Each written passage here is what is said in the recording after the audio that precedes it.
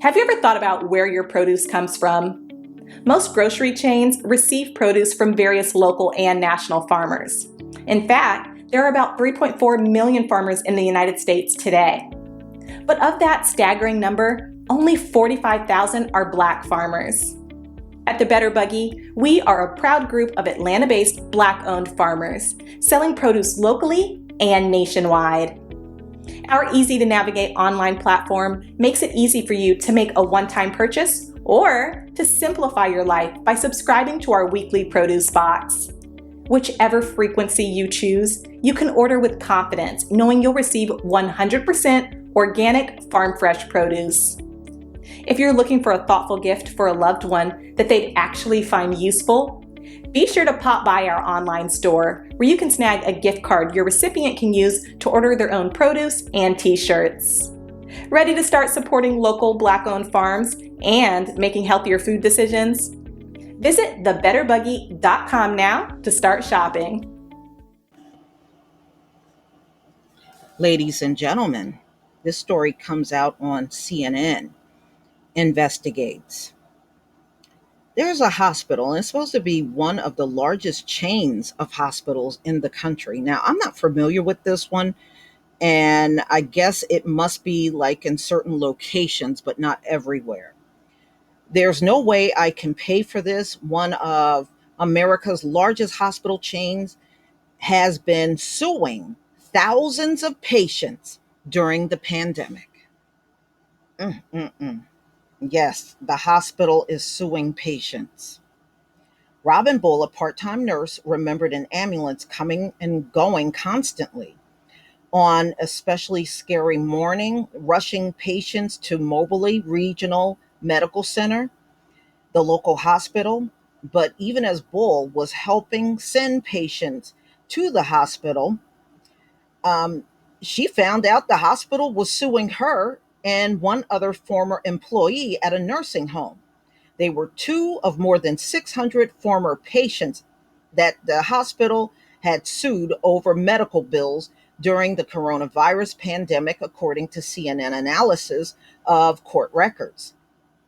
Moberly Regional sued Bull for $9,281. Woo! Mm-mm-mm. Now, Bull said this came from an emergency room visit for food poisoning several years ago. After a judge ruled in the hospital's favor last year, the company filed a motion to start garnishing part of her roughly $850 per month salary. Wow. Well, she's part time. Okay. Bull, who also received disability payments, said she and her husband both contracted, the virus last summer, and they've struggled to pay their bills each month. I tried to reason with the lawyer and tell them there's no way I can pay for this, but nothing worked, Bull said. Having this huge bill looming over my head, it's been stressful. It's been heart sickening. Bull's experience is hardly unique. Hospitals owned by Community Health Systems, one of America's largest hospital chains, have filed 19,000 lawsuits against their patients over alleged unpaid medical bills since March 2020. Even as other hospitals around the country have moved to curtail similar lawsuits during, the pandemic, a CNN investigation found. So they said the company's 84 hospitals, which are concentrated in the South and stretch from Alaska to Key West, Florida, have taken their patients to court for as little as $201 and as much as $162,000. Wow, somebody got a big medical bill there. They said the litigation is the last resort.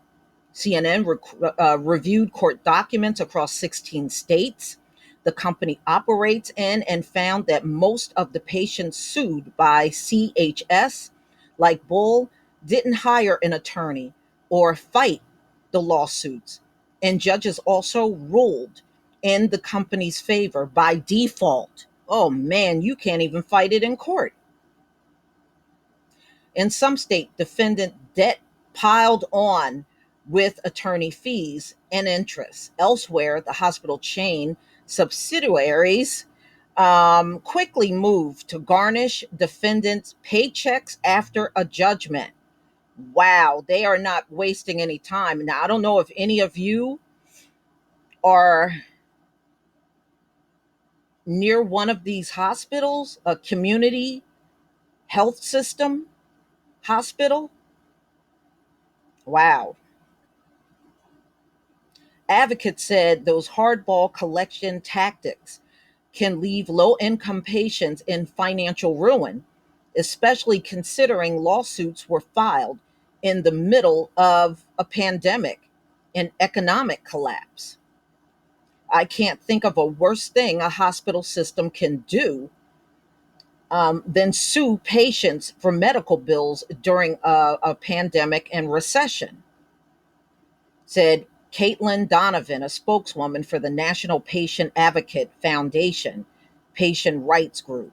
CHS in 2020 enjoyed its most profitable year in at least a decade, even as it's suing patients. The company made $511 million in net income last year, a big swing after 4 straight years of annual losses.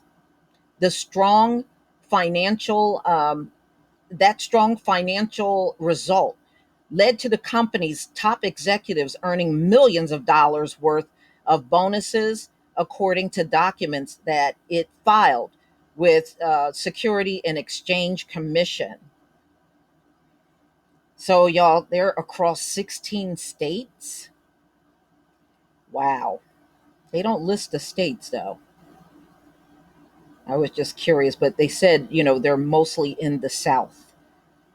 And the company's six Alabama hospital filed at least 4,900 lawsuits, all of 2020. Mm-mm-mm. Okay, yeah, now I'm looking at a map of it. They're not in my state. The most northern state they're in is Pennsylvania, but they're all through Texas, Florida, um, Arizona, New Mexico, look like Mississippi, Louisiana, Georgia, North and South Carolina, Tennessee, look like Ohio. Wow.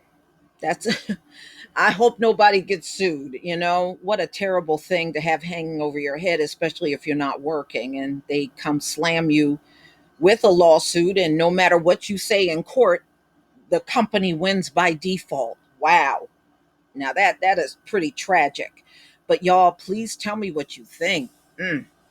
Please leave your comment and subscribe. Don't forget to hit on the notification bell, and I'll see you on the next video. Peace.